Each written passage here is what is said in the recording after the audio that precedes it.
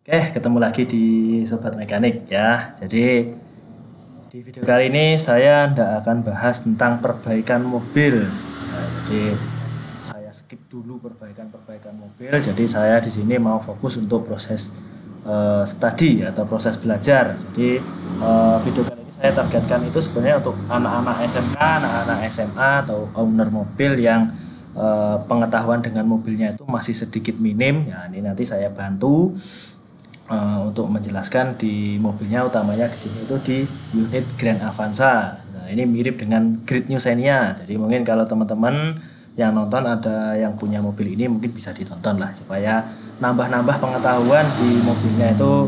Oh, seperti ini toh ternyata mobil saya kayak gitu ya. Jadi di sini kalau yang sudah pro teknisi atau mekanik yang sudah handal mungkin nggak usah ditonton video ini, di skip saja nggak apa-apa. Oke, nanti kalau saya ada yang salah ngomong atau salah uh, menyebutkan atau salah materi, tolong diingatkan di kolom komentar ya. Jadi kita saling belajar bareng. Tolong kalau saya salah juga diingatkan. Itu. Oke, langsung saja yang pertama. Nanti yang saya bahas, jadi saya nyalakan dulu lasernya ini. Oke, nanti yang saya bahas di pertama itu secara general atau secara umum. Yang pertama itu mulai dari model code dan line up. Jadi maksudnya di sini nanti kita itu cuma melihat dari modelnya saja, dari kode modelnya saja kita sudah tahu kalau kendaraan yang kode itu adalah punyanya Grand Avanza kayak gitu ya. Terus kemudian yang kedua itu ada eksterior. Jadi eksteriornya mobilnya seperti apa? Nah, di sini sudah ada ya ini. Eksteriornya kayak gini, tapi nanti saya tunjukkan model sketnya supaya lebih jelas.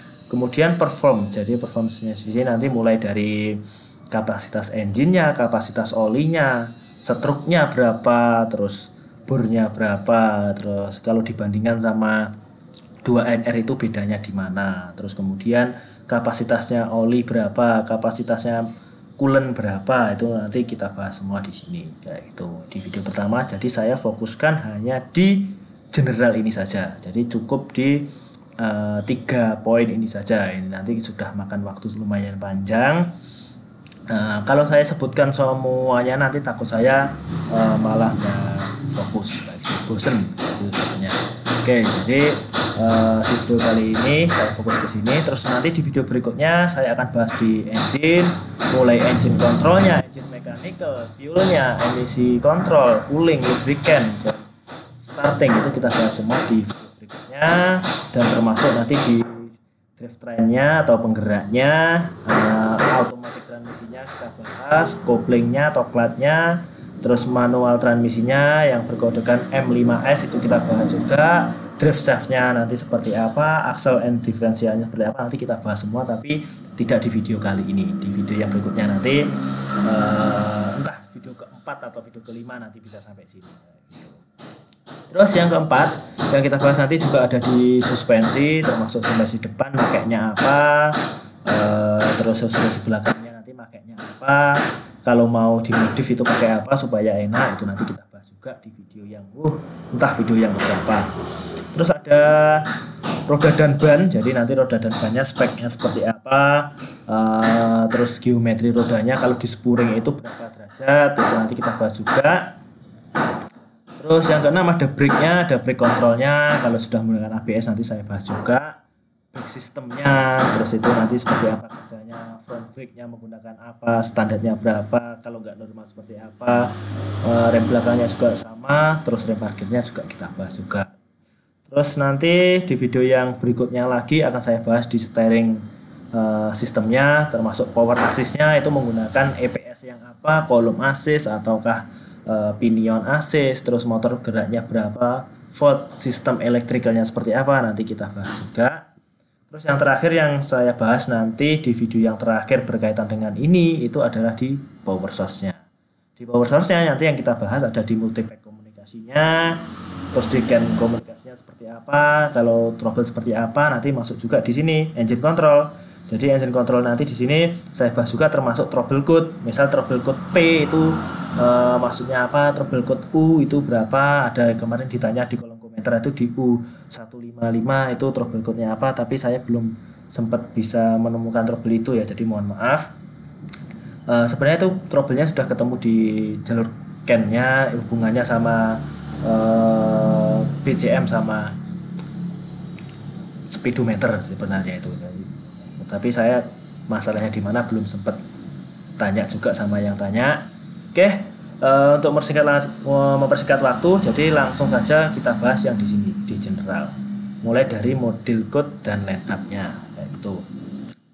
Jadi secara general Grand Avanza yang modelnya seperti ini itu awalnya dirilis itu pada bulan Agustus tahunnya 2015. Kalau sekarang 2024 kurang lebih sekitar 9 tahun.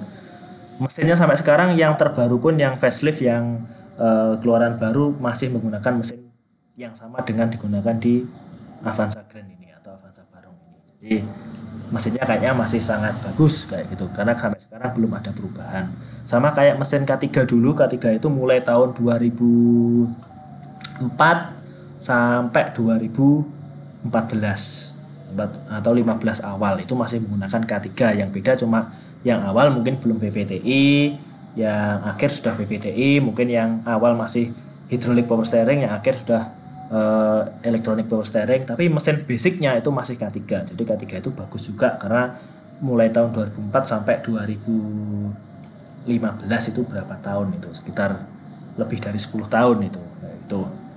Terus kalau kita mengacu dari model code, jadi Avanza Barong atau Grand Avanza itu sebenarnya kodenya tipenya itu adalah ini F653RM-GMDFG. Nah, yang mana kalau kita scan itu pasti di awal itu harus kita ngecek dulu ini pasti muncul F6-nya ini pasti muncul ini F65 biasanya F65 itu muncul. Jadi untuk yang pertama dari F6 itu model namanya kendaraan itu kalau F6 itu adalah Avanza. Terus yang kedua ini nomor 5 nya itu adalah menandakan kalau 5 itu two wheel drive atau 2WD atau penggerak belakang roda penggerak belakang 2WD belum 4-wheel drive. Itu kode yang 5. Terus kemudian yang ketiga, nah ini sama 3 atasnya 3, tapi yang dipakai sebenarnya kode yang atas ini, yang 3 atas ini itu tipe engine-nya. Jadi untuk Grand Avanza itu tipenya itu ada 2, ada yang menggunakan 1NR, ada yang menggunakan 2NR. Mungkin ini yang bedanya nanti di yang tipe EG itu masih 1NR, mungkin di Veloz-nya itu mungkin menggunakan yang 2NR. Nah, itu. Kemudian yang keempat, yang R ini, R jadi di situ menandakan steering wheel position-nya atau kemudinya itu letaknya di mana. Kalau R itu berarti right atau kanan, kalau L itu left atau kiri. Berarti karena ini mobilnya di Indonesia maka pakai kodenya R, yaitu right hand drive atau steering wheel-nya itu berada di sebelah kanan. Nah, gitu. Oke, kemudian yang kode berikutnya adalah M di sini yaitu yang nomor 5 ini ya. M, terus di sini nomor 5 lihatnya itu body, tipe bodinya. Jadi kalau M itu adalah tipe wagon. Jadi Grand Avanza itu bukan minibus, bukan hatchback. Jadi tipe wagon termasuk mobil penumpang ya kayak itu. Kemudian yang kode berikutnya itu yang G di sini. G, kalau G ini ada melambangkan jumlah pintu. Jumlah pintu kalau di Grand Avanza itu yang G itu 5 door. 5 pintu. Jadi depan kiri kanan, belakang kiri kanan sama pintu bagasi 1 terhitung 5 pintu. Itu. Terus kode yang berikutnya setelah G itu ada M yang di poin ke-7 yang ini. Itu tipe gearnya atau tipe penggeraknya. Jadi gear shift type-nya untuk yang tipe M seperti ini menggunakan 5 speed manual, tapi kalau M-nya nanti diganti V itu berarti menggunakan automatic transmisi dengan 4 speed. Terus setelah itu kode yang dipakai adalah D. D itu adalah grade-nya. Jadi kalau D itu tipe E, kalau nanti di sini terus-terusan M berarti itu tipe G, kalau S berarti di situ tertuliskan Veloz gitu ya. Terus kemudian lanjut di engine spesifikasi untuk yang nomor 9 yang F. F itu menandakan 4 katup bertipekan SFI atau sequential fuel injection, berarti setiap satu silinder dikasih 1 injektor gitu ya, dengan dilengkapi dengan VVTi gitu. Jadi kendaraan sudah dilengkapi dengan VVTi, malah dual VVTi ya, gitu ya. Terus kemudian yang nomor 10, kode ke-10 yaitu yang J. J di sini adalah produksinya atau destinasinya ada di Indonesia kayak gitu. Makanya menggunakan steering wheel positionnya yang R atau sebelah kanan. Kemudian kalau dilihat dari line up-nya, jadi untuk manual transmisi sama automatic transmisi itu sama digunakan, ada yang di tipe manual transmisi, ada yang di tipe E, G, Veloz itu semuanya ada. Sedangkan yang di automatic transmisi di tipe E, G itu juga sama, di Veloz juga ada. Nanti antara yang tipe E, G sama Veloz itu ada yang matic, ada yang manual kayak gitu. Tapi semuanya menggunakan bertipekan penggerak two wheel drive, yaitu penggerak dua penggerak, berarti bukan four wheel drive. Mesinnya ada yang 1NR, ada yang 2NR. 1NR itu yang tipe E sama G, sedangkan yang 2NR itu yang tipe Veloz kayak gitu. Nanti kita bahas juga bedanya 1NR sama 2NR itu bedanya di mananya kayak gitu, nanti kita bahas juga. Oke, kita lanjutkan. Nah, ini secara eksteriornya, secara eksterior ya seperti ini, teman-teman sudah tahu semuanya ya, modelnya seperti ini. Tadi di awal juga sudah ada. Oke, kita lanjut saja. Lanjut ke performance 1NR engine. Jadi yang pertama, ya ini mesin NR ini yang 1NR itu menggunakan cc atau volume silindernya itu 13 ya. Jadi 1300 cc dengan 16 katup DOHC inline 4 silinder. Jadi mesinnya masih tipe inline, enggak boxer, enggak bertipe V, jadi masih inline. Kemudian this engine use the direct ignition system DIS atau DIS. Jadi DIS ini direct ignition system atau biasa disebut dengan distributorless atau tanpa menggunakan distributor. Jadi bukan seperti mesin yang lama. Mesin lama itu pasti menggunakan distributor. Kalau ini sudah distributorless atau DIS, jadi setiap satu busi satu coil kayak gitu. Terus dual variable valve timing intelligence atau dual VVTi, semuanya sudah tahu juga. Kalau Avanza mulai dari K3 sudah menggunakan VVTi, cuma bedanya yang ini ada dua, ada in sama X, jadi lebih efisien lagi di bahan bakarnya. Kemudian sudah menggunakan throttle yang bertipekan electronic throttle control system, jadi sudah tidak menggunakan seling lagi, tapi sudah menggunakan tipe ITCSI atau electronic throttle control system kayak gitu. Terus mesin ini secara bahan bakar sudah termasuk irit, ini fuel economy and clean emisi, jadi emisinya sudah masuk kategori di Euro 2 kayak gitu ya. Oke, lanjut. Yang kemudian berikutnya di combustion chamber atau di ruang bakarnya. Ruang bakarnya untuk mesin ini, mesin 1NR ini atau 2NR itu menggunakan tipe pan roof. Roof ini adalah atap, berarti yang ruang bakarnya itu menyerupai atap rumah. Nah, gitu ya. Jadi hampir semua jenis kendaraan yang menggunakan katup lebih dari 2 atau 4 itu biasanya pasti menggunakan ruang bakar bertipe pan roof. Nah, gitu. Jadi seperti ini bentuknya. Kemudian fuel sistemnya, jadi di sini sudah ada tadi secara fuel system itu menggunakan sequential, itu satu injektor, satu silinder, satu injektor, satu silinder, 1, 2, 3, 4, ada 4 silinder, ada 4 injektor kayak gitu. Jadi sudah tidak menggunakan yang single port. Jadi biasanya single port itu injektornya berada satu di sebelum throttle. Ini sesudah throttle, tapi untuk yang mesin 1NR ini bahan bakarnya masuk ke ruang bakar itu belum direct injection, tapi melainkan masih injektor itu nyemprot sebelum katup masuk, sebelum klep masuk, berarti masih indirect ya, tinggal istilahnya kayak gitu, belum direct injection kalau 1NR ataupun 2NR itu ya. Oke, lanjut. Untuk kapasitas mesin, jadi ada 4 silinder, ini 1, 2, 3, 4, ini pistonnya ya.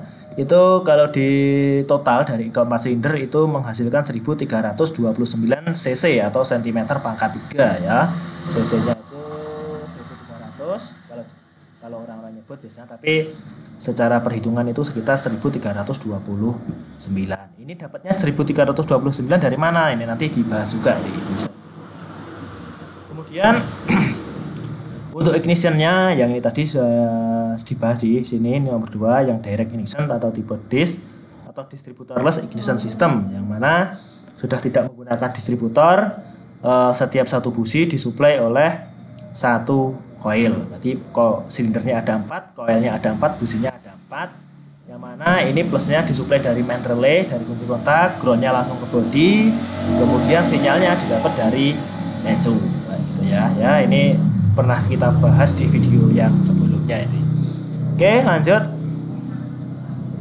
Oke, ini kalau kita hitung setiap silindernya, kok kenapa tadi ini bisa menghasilkan 1329 cc. Jadi untuk setiap silindernya, untuk tipe 1NR, ini bukan 2NR ya, tapi 1NR, itu silinder bornya itu mempunyai diameter 72,5 mm. Sedangkan struknya atau langkah pistonnya itu ada di 80,5 mm. Jadi ini bukan square ya mesinnya, tapi melainkan overstroke. Jadi struknya lebih panjang daripada bornya. Jadi disebut overstroke. Kemudian kalau kita hitung dari volume silinder, jadi waktu kita sekolah dulu kita sudah terbiasa ini sama rumus volume silinder untuk menghitung cc, yang mana rumusnya adalah VR kuadrat kali H. R kuadrat ini jari-jarinya pangkat 2 kali dengan tinggi. Kalau kita masukkan rumusnya sampai ketemu nanti di totalnya ada di 332.154,94 mm pangkat 3. Ini belum bisa disebut dengan cc ya. Karena cc itu cm kubik, makanya ini dirubah atau dijadikan sebagai cm kubik. Akhirnya setiap satu silinder dari mesinnya 1NR itu terhitung 332,15494 cm pangkat 3 kayak gitu. Itu adalah total volume silinder atau cc-nya setiap piston. Nah, kok ketemu 1300 berapa tadi? 1329 itu dari mana? Tinggal dari hasil pengukuran ini kita tinggal mengalikan dengan jumlahnya, yaitu 4. Dikalikan dengan 4, maka hasilnya 1328,61 cm pangkat 3 kalau dibulatkan menjadi 1329 cc atau 1329 cm pangkat 3. Itu dapatnya mesin 1NR itu kok dapat 13 itu dari mana? Ya ini dari perhitungan 4 silinder, setiap silindernya menghasilkan 332 cc gitu ya. Oke, kemudian untuk kompresi rasionya untuk mesin 1NR itu 11,5 banding 1. Nah, ini sebenarnya sangat cocok sekali untuk Pertamax ya. Karena Pertamax itu antara 10,1 banding 1 atau 11 banding 1 itu sudah cocok sekali. Kalau yang Pertalite atau Oktan 90 itu di perbandingan kompresi 9 banding 1 itu sudah bagus sekali, sudah bisa. Jadi kalau teman-teman punya mesin 1NR, kalau saya merekomendasikan itu pakai Pertamax sebenarnya, tapi dikasih makan Pertalite juga nggak apa-apa gitu. Oke, kemudian daya yang dikeluarkan maksimalnya di 71 kW pada RPM 6000 RPM, sedangkan torsi maksimalnya di 121 Nm pada 4200 RPM. Berarti tinggi ya, untuk mencapai torsi yang maksimal itu harus di RPM 4200. Berarti mobil ini sebenarnya tidak enak kalau digunakan RPM rendah. Berarti kalau kalian naik mobil ini, kalian main RPM rendah itu kayak mobil itu ngempos, nggak ada tenaganya. Karena kenapa? Torsi maksimalnya 121 Nm itu di 4200 RPM. Jadi ngegasnya itu harus, kalau mau mencapai torsi yang maksimal itu harus di antara ini 4000-an RPM, ini baru tenaganya terasa enak gitu ya. Berarti main RPM tinggi untuk mesin ini ya. Jadi kalau teman-teman mengemudikan mesin ini, usahakan tidak main RPM rendah. Misal 2000 atau 2500, itu nanti kalau digunakan untuk nyalip kayak malah mundur sepertinya. Karena ini torsi maksimalnya di 4200 RPM gitu. Oke, lanjut. Masih di performance. Jadi untuk mesin ini, untuk oil kapasitas, untuk dry itu kering, baru turun mesin atau mesin baru keluar dari pabrik itu kapasitasnya 4 liter ya, 4 liter oil. Kemudian dengan oil filter itu ada di 3,5 liter. Berarti kalau kalian ganti ganti oli plus filter oli, ngisinya itu adalah 3,5 liter gitu ya. Tapi kalau tidak menggantikan dengan filter oli, kalian cukup mengisi 3,3 liter kayak gitu. Jadi kalau kalian beli 1 galon, harusnya sisa 1 galon nilainya 4 liter, harusnya sisa. Nah, itu bisa kalian masukkan di sepeda motor atau di mana itu. Apalagi motor-motor sekarang itu olinya dikit-dikit, itu tinggal nambah dikit mungkin sudah bisa kayak gitu. Berarti ganti oli mobil sekalian ganti oli sepeda motor, cocok ya. Tapi kayaknya lebih duluan motornya kayaknya. Oke, yang mana untuk kelas oli yang digunakan itu kalau menggunakan standar api itu bisa menggunakan ini bisa dilihat sendiri ya, nanti bisa di browsing sendiri, tidak saya jelaskan kelamaan nanti kalau saya menjelaskan ini. Yang jelas kalau tidak menggunakan ini, kalian bisa menggunakan yang multigrade engine oil kayak gitu. Oke, next. Kemudian kalau dilihat dari engine coolant-nya itu standarnya menggunakan punyanya Toyota Genuine Super Long Life Coolant ya. Jadi super long life, jadi panjang pergantiannya lama kayak gitu. Jadi kalau kalian nggak menggunakan yang ini, biasanya yang warnanya merah ini, kalau kalian nggak menggunakan ini bisa menggunakan coolant yang sudah menggunakan teknologi asam organik, organik asid atau asam organik yang mempunyai kombinasi rendah fosfat. Itu bisa dibeli kalau tidak menggunakan punyanya Toyota Genuine Super Long Life itu dengan kapasitas 5,2 liter ya. Jadi kalau teman-teman punya mobil ini ganti coolant kok ternyata isinya cuma 3 liter, nah itu coba dicek, mungkin radiatornya ada yang buntu atau gimana. Walaupun kalian nggak harus habis 5,2, karena kenapa, waktu kalian ganti atau nguras itu nggak mungkin yang di water jacket itu habis, tapi kalau kosong itu sekitar 5,2 liter, 1 galon lebih nih itu ya. Oke, lanjut. Yang berikutnya di busi spark plug. Jadi busi yang digunakan merek dari perusahaan Denso ya, jadi dibuat oleh Denso dengan kode SC16HR11 dengan plug gap yang di sini itu adalah 1,0 sampai 1,1. Jadi ini bisa dilihat sebenarnya 1,1 itu bisa dilihat di sini. Yang angka 11 ini adalah celah gapnya busi.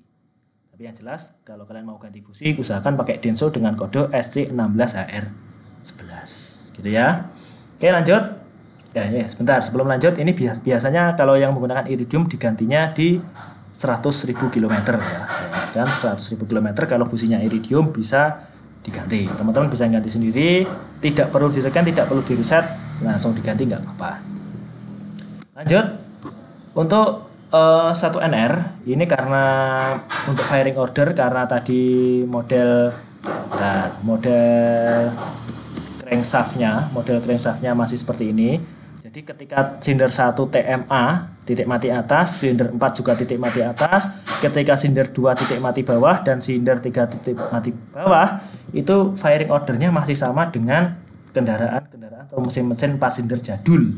Sama punyanya Kijang 7K 5K itu masih sama, punyanya Chery juga sama, yang mana firing ordernya yaitu 1342 ya. Jadi firing ordernya 1342 kayak gitu.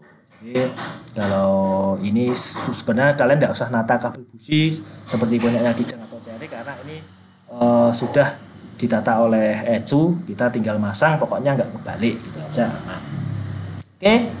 Yang mana berat engine ini ketika kosong tanpa coolant dan tanpa oli itu di 89 kg. Enteng banget ini ya, jadi mesinnya. Kalian ngangkat sendiri mungkin bisa ini, padahal mesinnya besar, tapi bobotnya cuma 89 kg. Karena hampir semua dari unit mesin ini terbuat dari plastik dan juga aluminium. Besinya hanya beberapa part saja, termasuk knalpot itu pakai besi. Gitu, dengan emisi regulasi masih menggunakan Euro 2 kayak gitu ya. Kemudian yang terakhir itu perbedaannya dengan engine 2NR, 1NR, 2NR itu hampir sama, modelnya sama, dilihat secara fisik sama, yang membedakan cuma di sini. Struknya kalau 1NR itu 80,5 mm, sedangkan di stroke 2NR itu di 90,6 mm. Pistonnya sama, diameternya sama, part-part yang lain sama, cuma beda di stroke-nya saja. Jadi kalau kalian mau membuat atau memindah mesin dari 1300 cc menjadi 1500 cc, ganti aja punyanya 2NR, sama persis PNP itu pasti ya. Gitu, mungkin di video kali ini yang dapat saya sampaikan itu. Mungkin kalau ada pertanyaan berkaitan dengan generalnya atau secara umumnya bisa ditanyakan di kolom komentar. Terima kasih.